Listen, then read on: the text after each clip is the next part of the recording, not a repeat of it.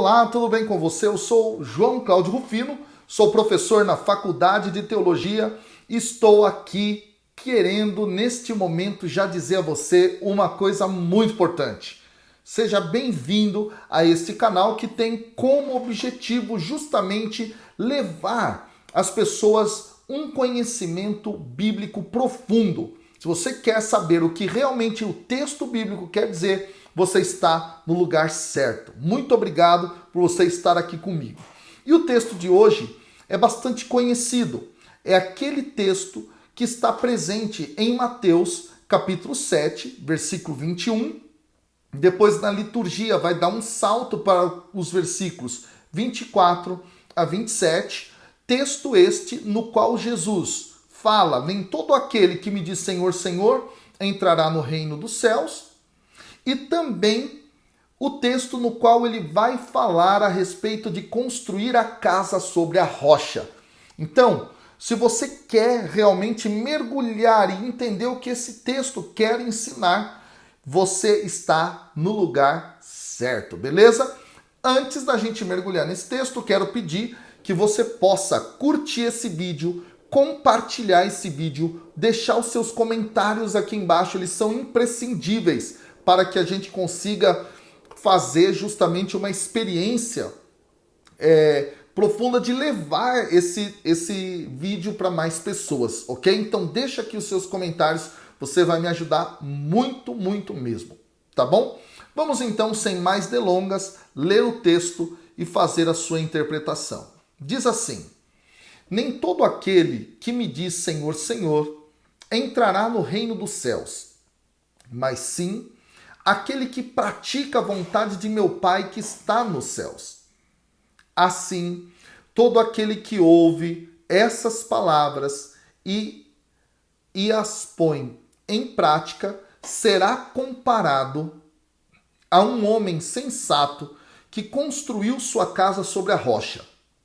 Caiu a chuva, vieram as enxurradas, sopraram os ventos e deram contra aquela casa. Mas ela não caiu, porque estava alicerçada na rocha. Por outro lado, todo aquele que ouve essas minhas palavras, mas não as pratica, será comparado a um homem insensato que construiu a sua casa sobre a areia. Caiu a chuva, vieram as enxurradas, sopraram os ventos e deram contra aquela casa, e ela caiu. E foi grande sua ruína. Bom, o primeiro ponto fundamental aqui é compreender que Jesus está dentro do Sermão da Montanha, que começa lá no capítulo 5, versículo 1, continua no capítulo 6 e só vai terminar aqui no capítulo 7. São 3 capítulos de sermão. Trata-se do primeiro ensinamento que Jesus realiza, um sermão que ele faz dentro do Evangelho de Mateus, no qual ele fará 5. Esse é o primeiro dos 5, ok? E, portanto, esse, sendo o primeiro dos 5, vai ser a base para tudo aquilo que virá posteriormente.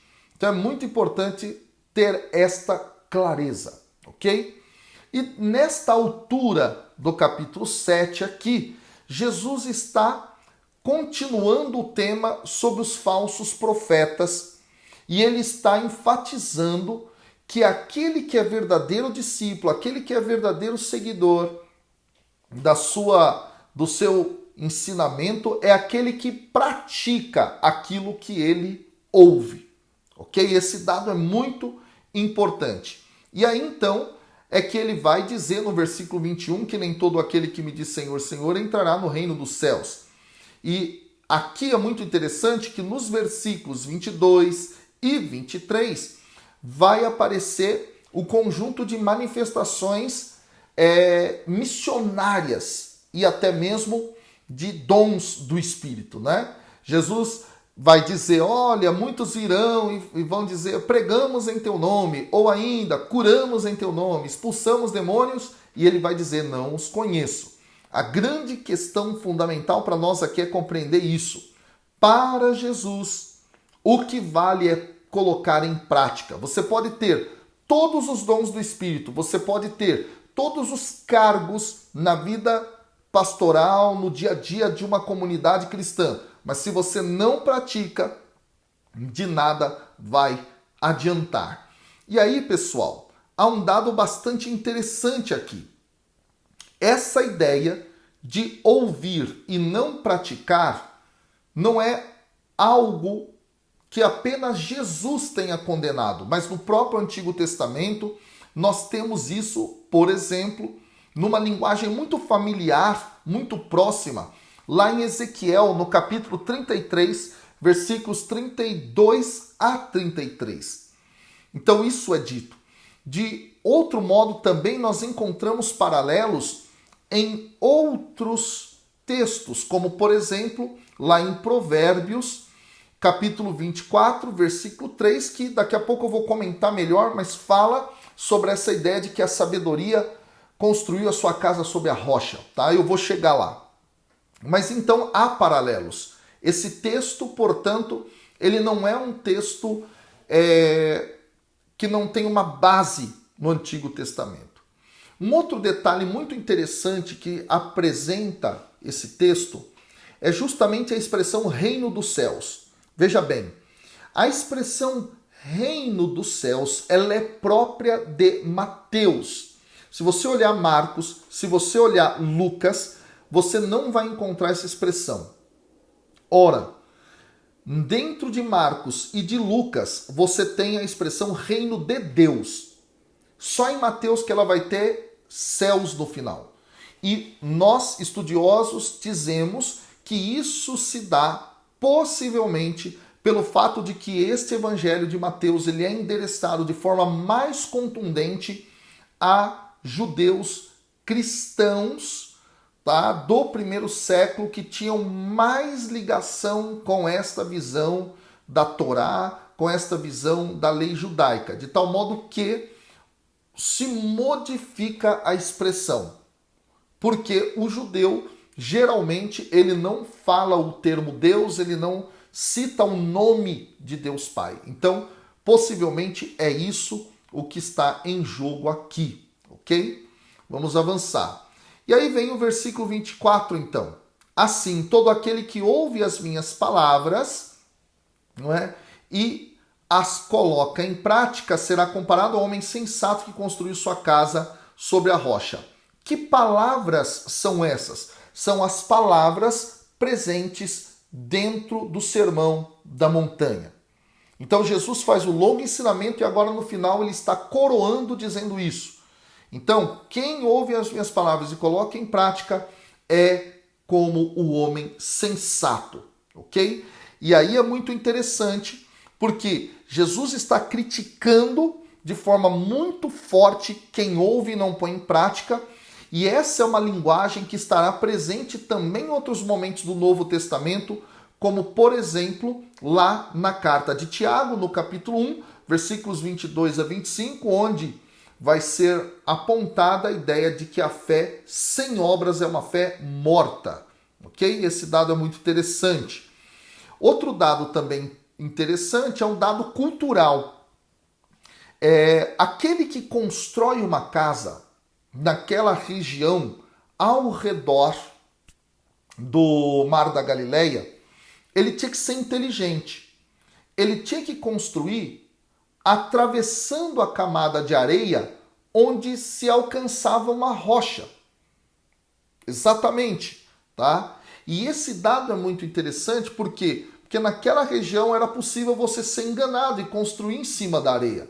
E uma vez que você fizesse isso, tua casa se tornava frágil.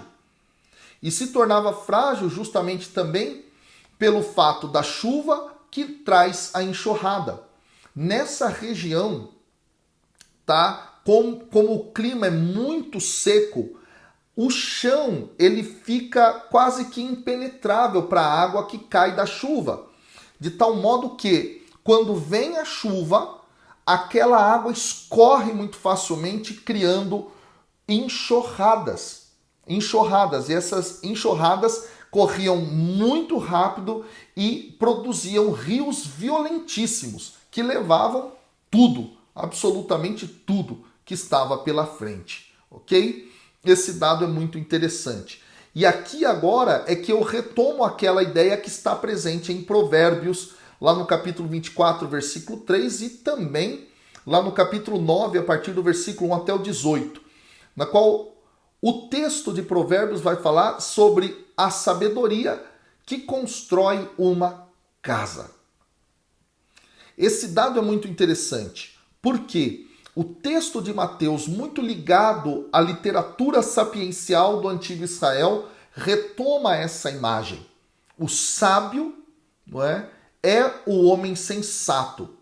E o contrário do sábio e do sensato é o insensato.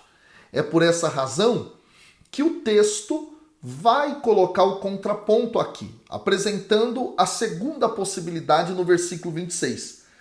Todo aquele que ouve as minhas palavras e não as pratica é comparado ao insensato que construiu sua casa na areia. Ok? Esse dado é muito interessante. Agora, quando o texto fala sobre o insensato e sobre a chuva que cai, as enxurradas que vêm, os ventos que vêm e que batem na casa e destroem a casa, o texto está aqui fazendo um eco daquilo que está presente dentro do Antigo Testamento. E é muito interessante isso. Lá em Isaías, por exemplo, capítulo 28, versículos 16 até o 17, e em Ezequiel, capítulo 13, versículos de 10 a 13, que é justamente a compreensão da ira de Deus dentro da imagem das grandes tempestades.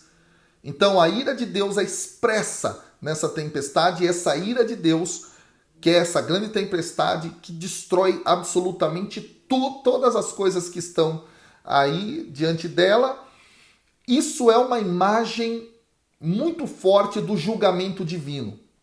Então, nesse momento, Jesus está apontando justamente para esta ideia do julgamento divino que vem para aquele que ouve e não pratica.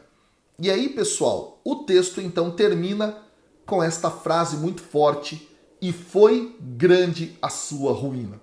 É aqui então, não é, o término do discurso de Jesus. Os versículos posteriores vão só fazer um breve encerramento, mas é aqui que basicamente vai terminar o Sermão da Montanha. Ou seja, quem ouve todas as palavras do Cristo e não pratica, sabe, pode ter certeza, este aí não vivenciará o reino dos céus e será julgado de forma muito forte.